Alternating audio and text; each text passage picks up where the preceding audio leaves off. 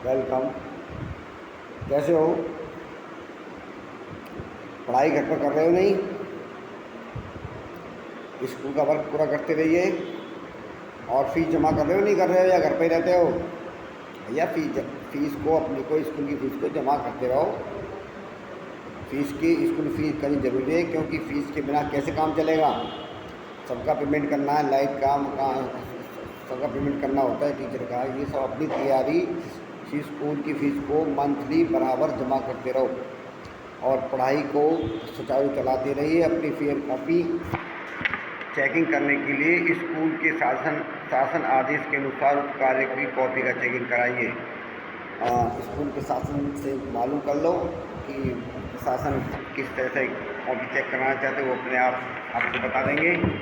और अपनी copy check कराइए और स्कूल की फ़ीस को समय से जमा कराइए। अब देखिए, कल मैंने आपको पृच्छेद पद कराया था। पृच्छेद पद का व्यंजक करा दिया था। पृच्छेद पद पे एक आता वर्ड है, पहला है उड्डन काल। उड्डन काल क्या होता है?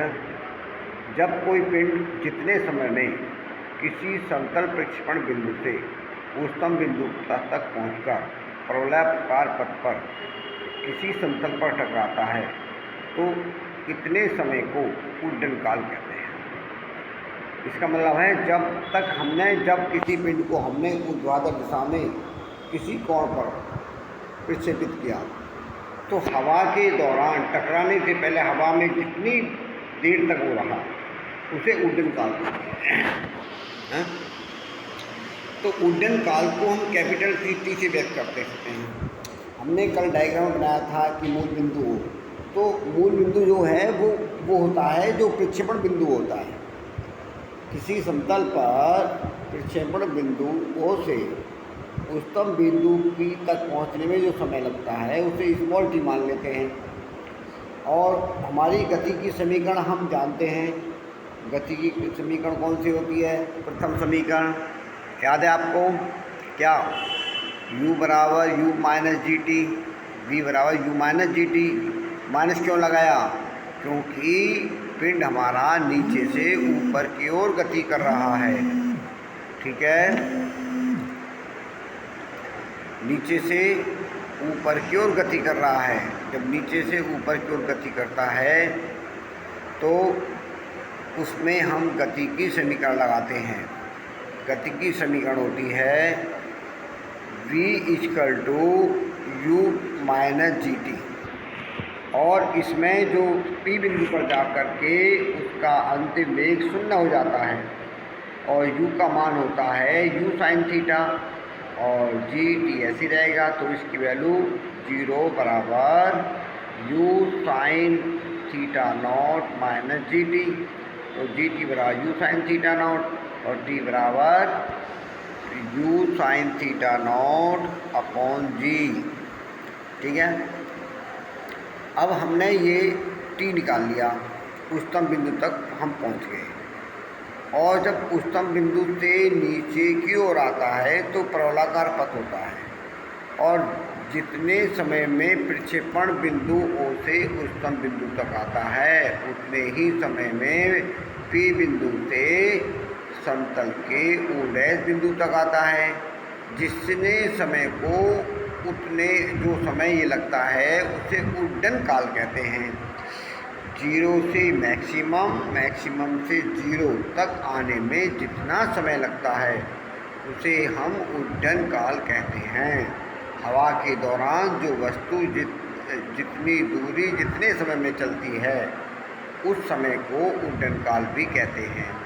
तो इसे हम t बराबर लिख देते हैं 2t और 2u sine theta not upon g.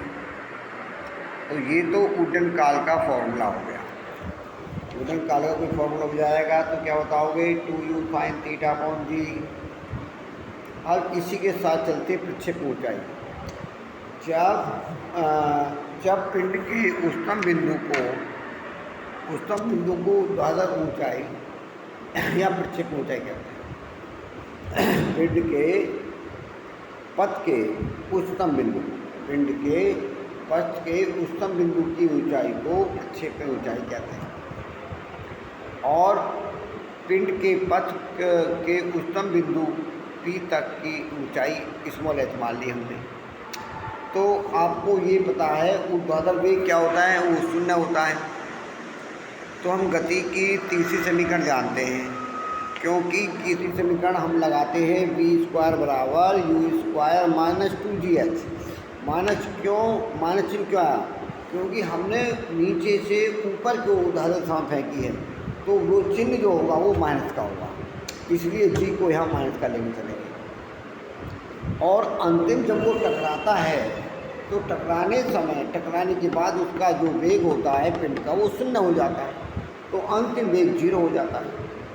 तो अब हम u के स्थान में क्या लिखेंगे, u sin थीटा नॉट है। और गति कौन सी समीकरण लगाएंगे, तीसरी समीकरण। कौन सी समीकरण तीसरी कौन सी होती है, v² बराबर u² माइनस 2gh। इसमें v की वैल्यू कितनी है, 0। t की वैल्यू कितनी है, t की वैल्यू t रहेगी। अच्छा जी, इसमें t तो है ही नहीं, u की वैल्यू रख दी 2gh। अब इसमें ट्रांसफ़र कर दो तो क्या आ जाएगा, ट्रांसफ़र करने के बाद h बराबर u² sin square theta naught upon 2g।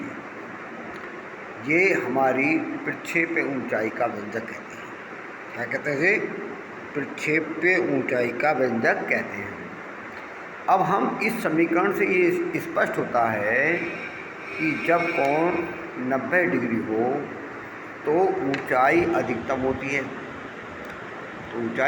होती है, अब हम साइन 90 का मान कितना होता है, 1, और 1 का स्क्वायर करें क्या आ जाएगा, 1। तो क्या हो गया, HMH अधिकतम ऊंचाई equal to u² upon 2g। अधिकतम ऊंचाई का सूत्र होता है HMH equal to u² upon 2g।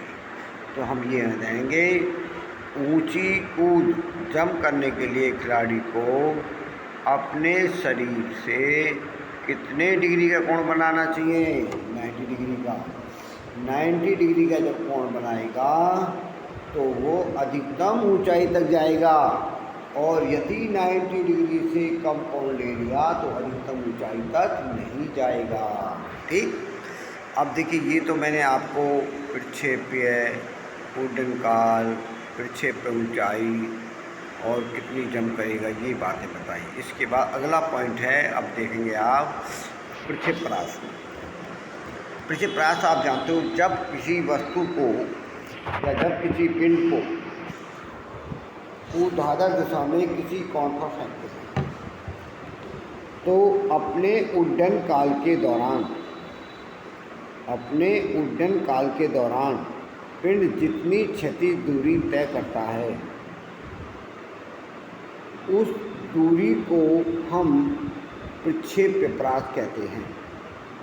प्रक्षेप्यप्राय को हमेशा स्मॉल कैपिटल R से व्यक्त करते हैं। हम ये फॉर्मूला जानते ही हैं कि दूरी बराबर क्या होता है, वेग गुणा समय। यहाँ दूरी कौन सी होगी, क्षैतिज दूरी क्या कहते हैं, r बराबर क्या हो गया, क्षैतिज दूरी लेंगे तो क्षैतिज वेग होगा। क्षैतिज वेग कितना है, ux, और टाइम कितना है, t। कैपिटल टी क्या होता है, अब उड्डयन काल क्या होता है, उड्डयन काल। तो r equal to ux into t. तो ux की वैल्यू क्या होती है, u cos थीटा नॉट, और t की वैल्यू क्या होती है, 2u sin theta not upon g। दोनों की मल्टीप्लाई करो तो क्या आएगा, u² 2 sin theta not cos theta not upon g। ये किसकी वैल्यू होती है, sin 2 थीटा की। इसकी वैल्यू होती है sin 2 थीटा की। तो r बराबर क्या लिखेंगे, u² sin 2 theta upon g। ठीक है, अधिकतम क्षैतिज प्रास के लिए 2 sin थीटा नॉट का मान 1 होता है, जिससे 2 थीटा 90 डिग्री हो जाता है और थीटा का मान 45 डिग्री हो जाता है। तो ये याद रहेगा, अगर sin 2 थीटा का मान 90 डिग्री लें अर्थात थीटा का मान 45 डिग्री पर फेंकें तो वो अधिकतम दूरी पर जाएगा। अधिकतम दूरी को हम अधिकतम प्रास कहते हैं। इसका फॉर्मूला क्या हो जाएगा, आर बराबर आर मैक्सिमम बराबर यू स्क्वायर अपॉन जी।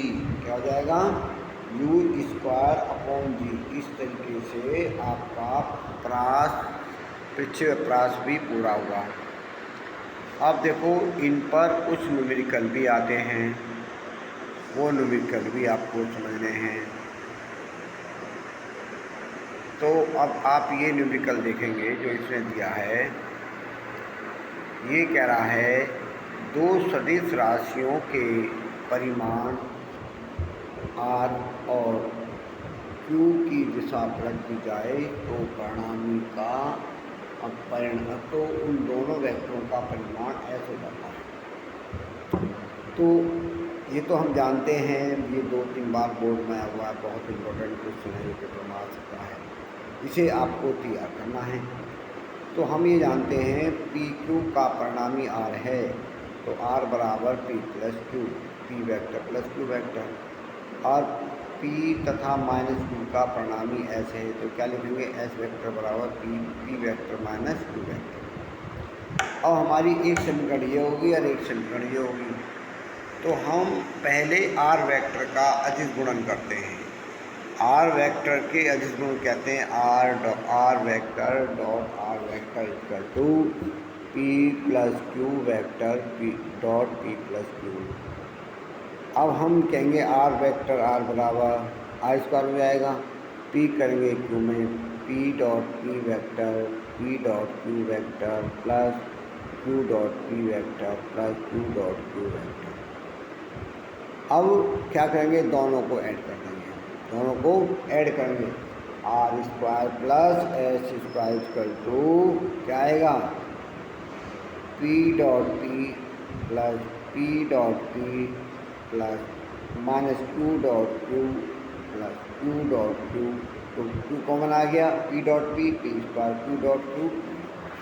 तो ये हो गया हमारा r square plus s square को ऐड कर देने के बाद 2 p dot p q dot q, तो p 2 p square Q square. तो इस तरह के वेक्टर फॉर्म को हम इस तरह से करेंगे। अब हमारा नेक्स्ट क्वेश्चन देखेंगे, दो सदिश ए बी का गुणनफल 12 है। ए बी का अदिश गुणनफल हमारा कितना है, 6√3 है। तो ए बी का कौन ज्ञात करो और अदिश कब शून्य होगा, इसमें इतनी चीज़ें बुझ गई हैं। अब देखेंगे ए बी का परिमाणों का गुणनफल कितना है, 12 है। ए डॉट बी कितना है, 6√3। फॉर्मूला क्या लगाओगे, ए डॉट बी बराबर ए बी कॉस थीटा बराबर कितना हो जाएगा, कॉस थीटा बराबर a dot b upon a b. तो इसे हम आगे सॉल्व कर सकते हैं। कैसे सॉल्व करोगे, कॉस थीटा इक्वल टू क्या, a dot b upon a b. तो इसमें ए डॉट बी की वैल्यू कितनी है, 6√3 6√2 इसकी वैल्यू कितनी है, 12। इससे काटो 3/2। ये किसका मान होता है, cos 30। तो कह सकते हैं cos theta equal to cos 30। तो थीटा की वैल्यू कितनी होगी, 30। इस तरीके से ये सॉल्व हो जाता है। समझ आ गया। तो मैंने आपको ये प्रॉब्लम सॉल्व करा दी है। प्यारे बच्चों, अपनी पढ़ाई पर ध्यान दो। आप लोग कोई भी हमें किसी प्रकार का नहीं बता पा रहे हैं कि जो है हम स्कूल में आके फीस जमा कर रहे हैं, अपनी पढ़ाई को ध्यान से नोट कर रहे हैं, आप बिल्कुल भी इस बात को नहीं बता पा रहे हैं, तो फिर आपकी 11वीं क्लास में पढ़ाई कैसे होगी, कैसे आप याद कर पाओगे। अपनी पढ़ाई पर सुचारू रूप से ध्यान दें। तो अब आप इस चीज़ को याद रखेंगे। इसमें मैंने आपको ये भी चीज़ करा दी है, और क्योंकि आपने ये भी तैयार किया, जो पहला क्वेश्चन था इसके सारे पॉइंट मैंने क्लियर करा दिए। इस क्वेश्चन को मैंने बता दिया क्या क्या पॉइंट इसमें दे रखे हैं। इस फॉर्मूला एक ये लगाई, फॉर्मूला ये यूज है तो मैं फॉर्मूला के इसको सॉल्व कर दिया। तो इस तरीके से हमारी जो प्रॉब्लम है वो आराम से सॉल्व हो गई, हमें कोई भी दिक्कत नहीं है। लेकिन दिक्कत जब तक है जब तक इसे आप सेल्फ स्टडी नहीं करेंगे। सेल्फ स्टडी करने के बाद ही दिक्कत समाप्त होती है, नहीं तो बराबर चलती रहती है। तो ये हमारी चीज़। अब इसमें एक चीज़ है वो मैं आपको और बताना चाह रहा हूँ। ये क्वेश्चन अभी और एक और रह रहा है कि ये है एक जो हमारा पिंड है, एक पिंड जिस पर 10 मीटर का बल लगा है और 60 उसका कोण बनाते हुए 5 मीटर तक विस्थापित कर दिया था, तो पिंड द्वारा क्या गया कार्य टिका दो।